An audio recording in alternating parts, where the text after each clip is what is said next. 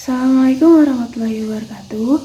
Perkenalkan, nama saya Indah Disreni Rahayu dari Fakultas Ekonomi, jurusan Akuntansi dengan NIM 72114202009. Di sini saya akan menjelaskan bab 3, yaitu Hukum Perdata tentang Perjanjian dalam mata kuliah Hukum Bisnis dengan dosen Bapak Prabowo Yudo Jayanto, SM, SA. Daftar isi: hubungan perjanjian dengan perikatan. Yang kedua, asas-asas hukum perjanjian. Yang ketiga, syarat sahnya perjanjian. Keempat, perjanjian menurut isinya. Dan terakhir, hapusnya perikatan. Pertama, hubungan perjanjian dengan perikatan. Hukum perjanjian dan perikatan berada dalam ruang lingkup hukum perdata. Hukum perdata merupakan suatu bidang hukum yang cakupannya sangat luas, serta beraneka ragam pengaturan dan ketentuannya. Hukum perdata bersumber pada Kitab Undang-Undang Hukum Perdata, yang kitab tersebut berasal dari Burgerlijk Wetboek, yaitu Kitab Undang-Undang Hukum Perdata Negara Belanda. Bagian-bagian buku tersebut yaitu: buku pertama mengenai perseorangan, buku kedua mengenai kebendaan, buku ketiga mengenai perikatan, dan buku keempat mengenai pembuktian dan kadaluarsa. Kemudian, perikatan. Menurut Subekti, tahun 1985 halaman 1 bahwa perikatan adalah suatu hubungan hukum antara dua orang atau dua pihak. Berdasarkan hubungan tersebut, pihak yang satu berhak menuntut sesuatu dari pihak yang lain, dan pihak yang lain berkewajiban untuk memenuhi tuntutan tersebut. Kemudian perjanjian. Perjanjian dalam pasal 1313 KUH Perdata berbunyi bahwa perjanjian merupakan suatu perbuatan dengan satu orang atau lebih yang mengikatkan dirinya terhadap satu orang lain atau lebih. Kemudian asas-asas hukum perjanjian. Asas hukum atau pedoman hukum bersifat fundamental. Dasar hukum perjanjian dan perikatan ada 5 asas, ya, diantaranya asas kebebasan berkontrak, asas konsensualisme, asas pacta sunt servanda, asas kepribadian, dan asas etikat baik. Asas kebebasan berkontrak. Dalam asas ini, masyarakat diperbolehkan dan dibebaskan untuk membuat suatu perjanjian dalam bentuk apapun. Yang terpenting, isi dari perjanjian itu tidak menyimpang dari norma-norma dan nilai-nilai Pancasila serta undang-undang. Asas ini membebaskan masyarakat untuk membuat ketentuan-ketentuannya sendiri dalam perjanjian. Budiono berpendapat mengenai kebebasan bagi masyarakat untuk: yang pertama, membuat atau tidak membuat perjanjian. Kedua, mengadakan perjanjian dengan siapapun. Ketiga, menentukan isi perjanjian, pelaksanaan, dan persyaratan. Keempat, menentukan bentuk perjanjian, yaitu secara tertulis maupun tidak tertulis. Asas konsensualisme. Perjanjian terbentuk karena adanya perjumpaan kehendak dari para pihak. Perjanjian pada dasarnya dapat dibuat secara bebas, tidak terikat oleh bentuk apapun. Dan perjanjian itu lahir ketika dari kedua belah pihak menyepakati perjanjian tersebut.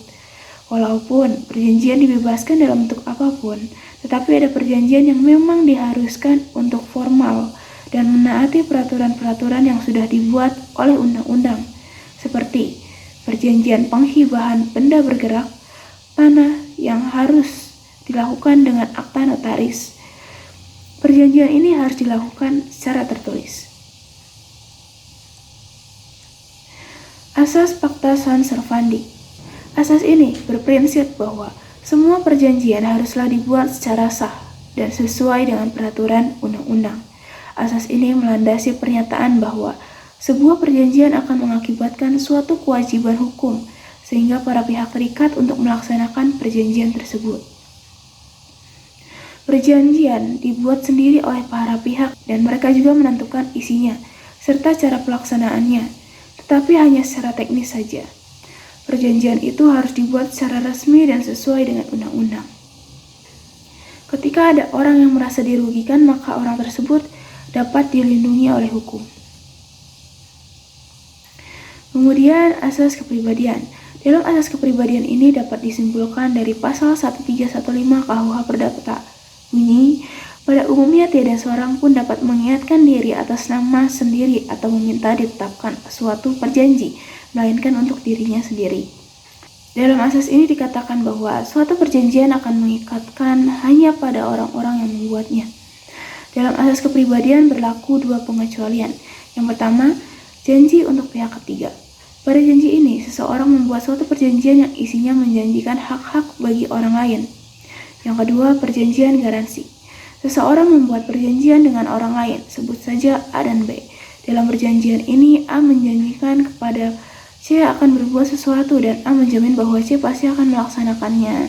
Akan tetapi jika C tidak melaksanakan perjanjian tersebut, maka A bertanggung jawab untuk melaksanakan kewajiban C tersebut. Menurut Silonde dan Variana tahun 2010, halaman 12, mengemukakan bahwa semua perjanjian yang dibuat harus dilandasi dengan iktikat baik. Di antaranya, perjanjian yang dibuat harus sesuai norma-norma yang ada. Kemudian, perjanjian harus mencerminkan kebaikan. Syarat sahnya perjanjian. Dalam Kitab Undang-Undang Hukum Perdata pasal 1320 telah menetapkan persyaratan, yaitu yang pertama, ada kesepakatan antara pihak-pihak yang terkait. Subekti 1985 halaman 17 berpendapat bahwa kedua pihak yang mengadakan perjanjian harus sepakat, setuju, dan seia, sekata yang menyenai perjanjian tersebut. Apa yang dikehendaki oleh yang satu juga harus dikehendaki oleh pihak lain. Yang kedua, kecakapan untuk membuat suatu perikatan. Pasal 1329 KUH Perdata berbunyi, setiap orang adalah cakap untuk membuat perikatan-perikatan terkecuali ia oleh undang-undang dinyatakan tidak cakap. Di antaranya adalah orang yang belum dewasa atau anak di bawah umur dan orang yang ditempatkan di bawah pengampuan. Yang ketiga, hal tertentu. Dalam pasal 1320, apa yang menjadi kewajiban dari debitur dan apa yang menjadi hak dari kreditur atau sebaliknya. Hal tertentu sebagai objek perjanjian dapat diartikan sebagai keseluruhan hak dan kewajiban yang timbul dari perjanjian. Syarat kesepakatan disebut dengan syarat objektif. Kemudian sebab yang halal. Sebab yang dimaksud adalah isi perjanjian itu sendiri atau tujuan dari para pihak mengadakan perjanjian tersebut. Isi perjanjian dan tujuan perjanjian haruslah baik dan sesuai dengan UU RI. Syarat kesepakatan disebut dengan syarat objektif. Akibat hukum syarat tidak terpenuhi. Yang pertama, kesepakatan yang merupakan salah satu syarat subjektif dianggap tidak ada apabila mengandung unsur paksaan atau unsur-unsur negatif lainnya. Syarat objektif menentukan sah atau tidaknya suatu perjanjian. Dan yang ketiga, jika perjanjian tidak memiliki kejelasan objektif, maka bisa dibatalkan karena tidak sesuai dengan hukum. Perjanjian menurut isinya. Subekti berpendapat dalam bukunya Hukum Perjanjian, yaitu bahwa dari segala isinya perjanjian dibagi menjadi 3 bagian, yaitu yang pertama, perjanjian untuk memberi atau menyerahkan sebuah barang, yang kedua, perjanjian untuk berbuat sesuatu, yang ketiga, perjanjian untuk tidak berbuat sesuatu. Prestasi adalah sesuatu yang harus dilaksanakan dalam sebuah perjanjian.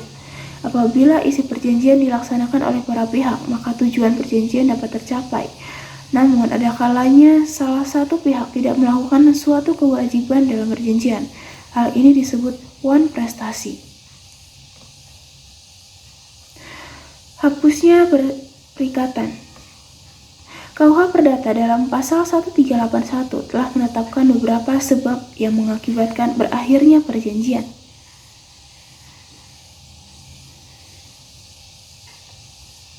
Yang pertama, pembayaran. Pembayaran adalah pelunasan utang atau tindakan pemenuhan prestasi oleh debitur kepada kreditur. Pembayaran dilakukan di tempat yang dijanjikan oleh kedua belah pihak. Subrogasi, yaitu pergantian kedudukan kreditur oleh pihak ketiga yang terjadi dengan pembayaran yang dijanjikan atau ditetapkan oleh undang-undang. Kedua, konsinyasi. Konsinyasi merupakan sebuah cara untuk menghapus perikatan karena ketika debitur hendak membayar utangnya, pembayaran ditolak oleh kreditur sehingga debitur dapat menitipkan pembayaran melalui kepaniteraan pengadilan negeri setempat. Kemudian yang ketiga, novasi atau pembaruan utang. Novasi adalah perjanjian antara debitur dengan kreditur saat perikatan yang sudah ada dihapuskan, lalu dibuat sebuah perikatan baru. Yang keempat, penjumbaan utang atau kompensasi.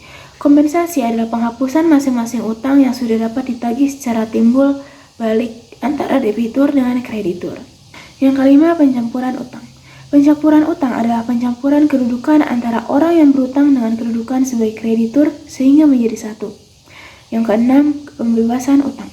Pembebasan utang merupakan pernyataan sepihak oleh kreditur kepada debitur bahwa debitur dibebaskan dari utangnya. Yang ketujuh, musnahnya barang yang terutang. Musnahnya barang yang terutang atau hilangnya barang yang terutang menyebabkan hapusnya sebuah perikatan. Hilangnya barang yang terutang bukan karena kesalahan atau kelakuan debitur. Kesalahan atau kelalaian debitur. Kemudian berlakunya suatu syarat batal. Berlakunya suatu syarat batal diartikan sebagai syarat apabila dipenuhi akan menghapuskan sebuah perjanjian dan seolah-olah tidak ada sebuah perjanjian. Yang kesembilan, batal atau pembatalan. Pembatalan merupakan sebagai pembatalan perjanjian yang dapat dimintakan sebagaimana yang sudah diuraikan sebelumnya pada syarat-syarat sahnya perjanjian. Yang ke-10, kadaluarsa atau lewat waktu. Kadaluarsa merupakan suatu alat untuk memperoleh hak atau sesuatu untuk dibebaskan dari perikatan. Dengan lewatnya suatu waktu, maka perikatan akan terhapus. Yang tersisa hanya perikatan bebas, artinya kalau dibayar boleh, tetapi kalau tidak dibayar tidak dapat dituntut di depan hukum.